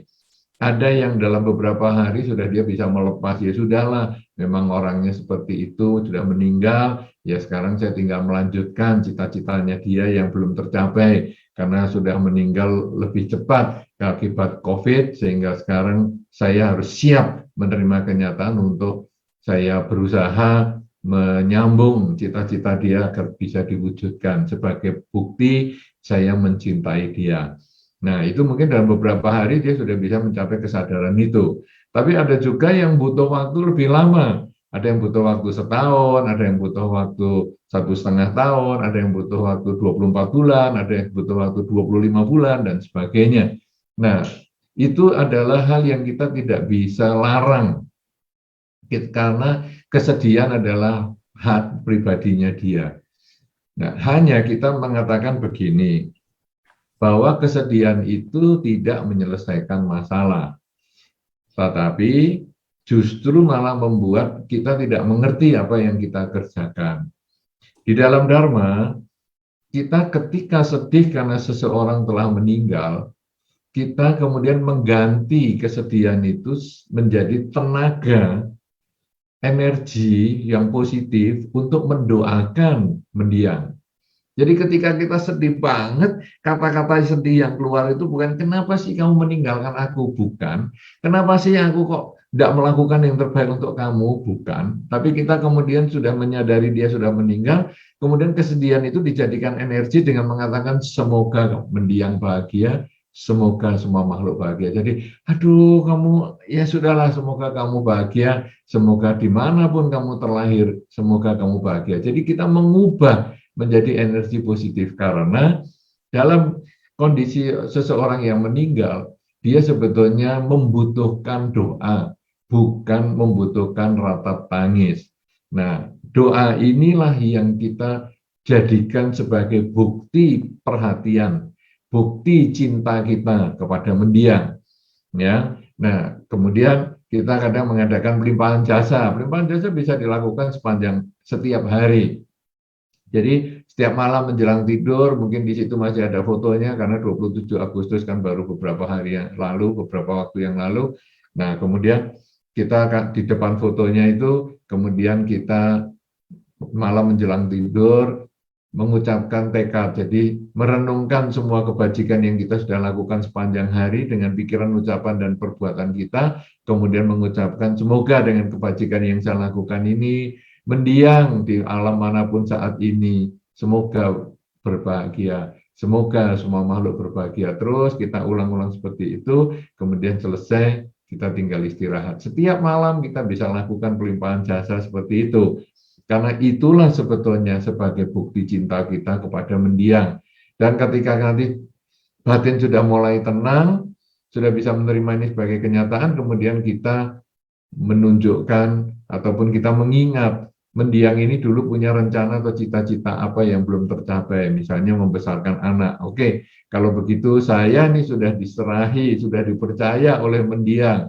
Saya sebagai ibu sekaligus juga sebagai ayah untuk membesarkan anak. Saya harus menjadi orang yang kuat, menjadi contoh untuk anak bahwa ketika saya berpisah dengan yang saya cintai, saya tetap mengingat tanggung jawab saya tetap mengingat cita-cita di masa depan mendiang yang mungkin belum tercapai untuk saya wujudkan sebagai bukti cinta saya, bukti kasih sayang saya, bukti saya memperingati dia dengan melihat cita-citanya dia bisa saya wujudkan. Jadi kalau misalnya satu ketika nanti misalnya inginnya mendiang itu dulu melakukan ini misalnya supaya anaknya mandiri. Nah, sehingga sekarang orang tua mendorong anaknya supaya mandiri, kasih semangat semaksimal mungkin sebagai ibu yang sekaligus juga sebagai ayah karena bapaknya sudah tidak ada, maka ketika anaknya itu mandiri, inilah persembahan dari seorang istri kepada suaminya yang sudah meninggal. Dan ini adalah bukti nyata cinta seorang istri kepada suami karena dia bisa mewujudkan harapan suami yang telah dipikul di pundaknya. Ya, tapi itu tentu ketika masih tenang. Nah, sudah tenang, tapi kalau sekarang dia masih sedih, kasih waktu untuk bersedih.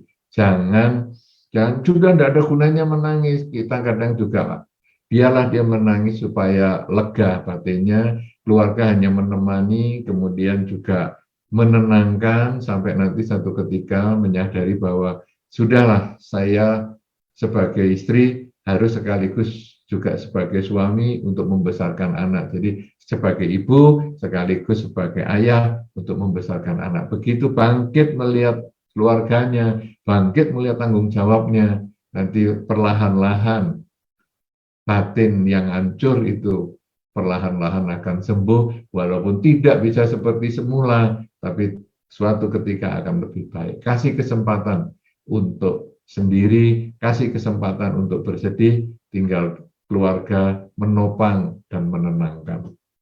Ya, begitu Ibu Santi, mudah-mudahan ini bisa menjadi satu bahan pertimbangan untuk menyikapi kakak yang mungkin saat ini sedang bersedih. Mudah-mudahan dengan berlalunya waktu, nanti kakak juga akan bisa menerima kenyataan bahwa pasangan hidupnya sudah meninggalkan keluarganya, dan kemudian nanti akan berusaha lambat-lambat untuk mulai bangkit dan mewujudkan cita-cita yang mendiang belum bisa laksanakan. Saya kira demikian. Saya kembalikan kepada Romo Ayo. Terima kasih.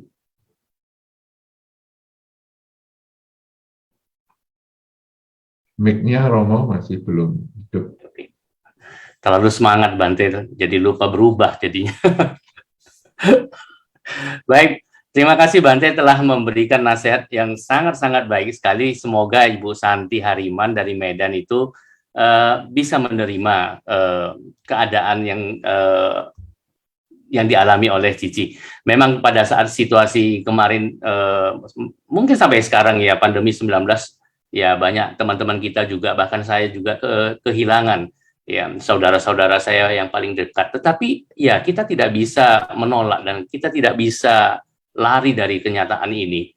Ya kita harus menghadapi perubahan. Kalau perubahan itu kita hadapi dengan baik, ya malah perubahan itu akan memberikan energi seperti apa yang disampaikan oleh Bante, energi yang baik bagi kita untuk kita lebih baik lagi, lebih kuat lagi, lebih bahkan bisa menghadapi situasi-situasi kondisi yang selama ini mungkin kita tidak pernah hadapi, kita menjadi kuat.